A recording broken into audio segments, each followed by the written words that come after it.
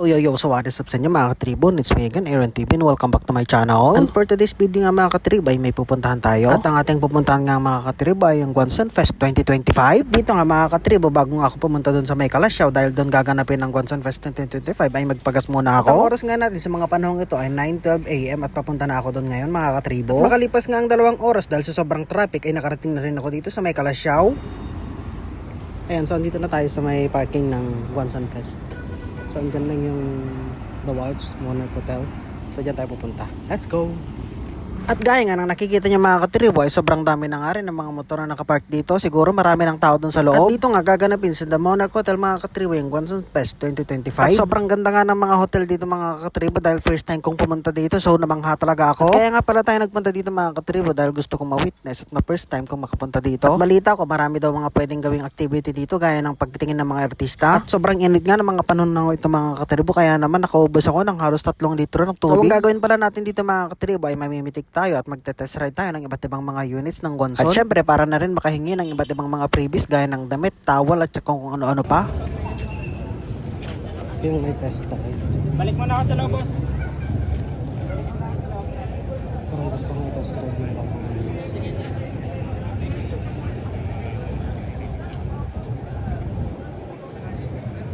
Test ride to. So lang mainit ko. Ayan lang. May test ride.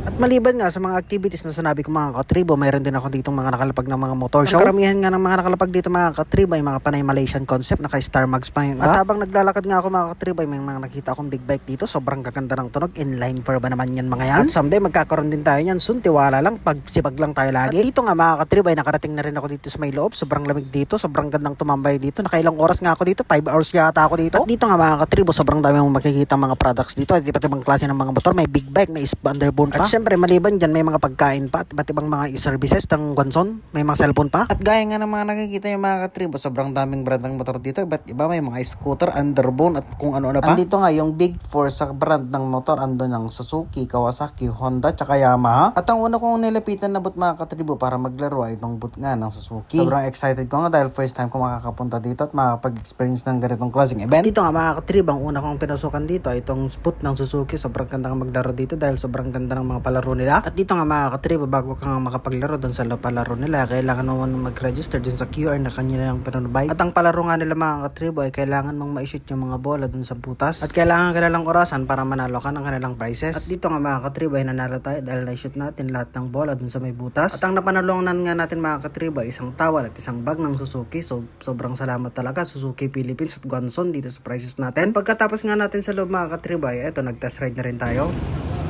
Fill up na tayo ng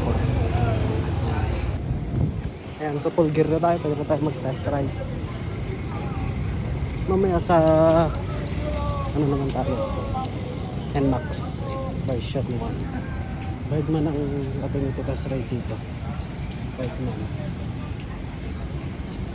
Gano'n pa wala sa kabila, ma'am? Ayan, ano pong motor ka? Birdman po. Sige po. Diwang ko na rin ito drive. Sige na.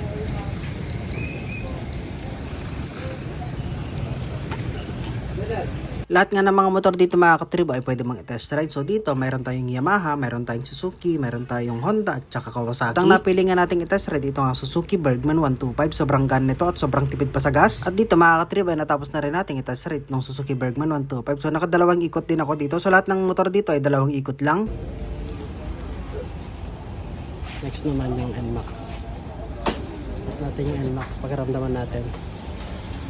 Thank you po. At pagkatapos nga natin sa may Suzuki mga katribo ay nagpunta naman tayo dito sa may Yamaha dahil gusto kong itry yung Yamaha NMAX Tech Turbo. So ito-testingan natin yung NMAX. At dito nga mga katribo, gaya din sa Suzuki ay nag-register na rin tayo para nga makapag-test ride na rin dito. At di rin nagtagal mga katribo ay nagpunta na rin ako dun sa pinag-test ride. Sobrang excited nga ako dahil Yamaha Tech Max yung susubukan natin. Pagkatapos nga ng Yamaha mga katribo ay nagpunta naman ako dito sa may Honda. Tayo ng Giorno. Ayan, Giorno. Tapos na tayo dun sa NMAX Tech Max kanina. Giorno naman tayo, Giorno. Sir, So, Giorno po. At dito mga katribo, nakita ko itong electric 5 ng Honda. Sobrang ganda nito, sobrang walang tunog na. Hindi mo alam kung umaandar o hindi pa.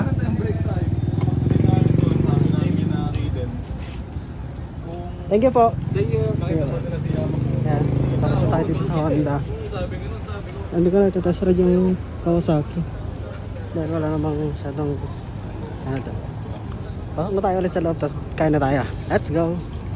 At pagkatapos ko nga mag-test ride mga katrib ay naglibot-libot ulit ako dito. Dito nga may nakita tayong Nintendo dito. Ibig sabihin hindi lang mga purong motor at kung ano-ano pa mga items dito, kung ano-ano din ang mga nandito. Kung napapansin ko nga mga katribo, yung mga nandito ay lahat ng booth na kung saan ito yung mga businesses or company na affiliated ng Gonson Group of Companies. Siyempre mga katribo, nung nakikita na naman tayo ng salamin, selfie video na naman tayo dito. Alright! At maliban nga sa mga motor mga katribo ay pwede ka rin mag-test ng mga sasakyan dito. Dito nga may Nissan at may electric car din. At syempre hindi mawawala ang Honda. So dito nga mga katribo, gusto ko nga sanang mag-test ride, kaso lang baka magasgas ko, wala pa naman akong pambayad dito, baka maiwan na ako dito, maglinis at maghugos na lang ng pinggan dahil wala akong kapera-pera dito. At dito nga mga katribo ay tanghali na rin, so lumabas muna ako para kumain at tinignan ko na rin yung mga prices na nakuha ko. Sobrang dami naman talaga nitong mga to. Ang ulam nga natin mga katribo ay adobong sitaw, so matagal-tagal na rin nung hindi ako nag-ulam ng ganito. At nung pagbalik ko nga mga katribo ay nakita ko itong si Boss Anli, so binigyan niya nga ako ng relo dahil tinanong niya ako kung nakapollow ba ako sa Gonson Group of Companies at syempre nakafollow ako, kaya naman binigyan niya ako ng relo. Sobrang ganda pa naman ng relo talaga. So shoutout po kay Boss Anli, sobrang shoutout po sa inyo, sobrang salamat po talaga sa binigay niyong relo. Ang naabutan nga nating event dito mga katribo, ito nga ang cosplay competition hatid sa atin ng Samsung. At nung naglibot-libot nga ako mga katribo, nakita ko tong dashcam na to, syempre selfie video na naman tayo dito.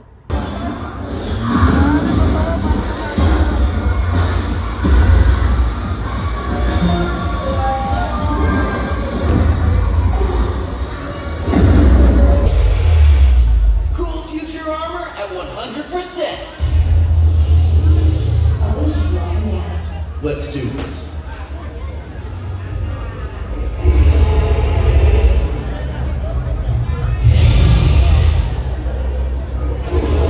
Dito mga katribo, hindi ko na rin pinatapos yung event dito, so umalis na rin ako dahil may pupuntahan pa ako dito mga katribo. Siyempre nagpunta ako sa CR, may selfie video na naman tayo. So dito na tayo sa labas, uwi na tayo. Tapos na ang event. Okay na ako, solve na ako sa mga nangyari. Salamat Manson. Yeah, kita-kits sa susunod lang mga katribo.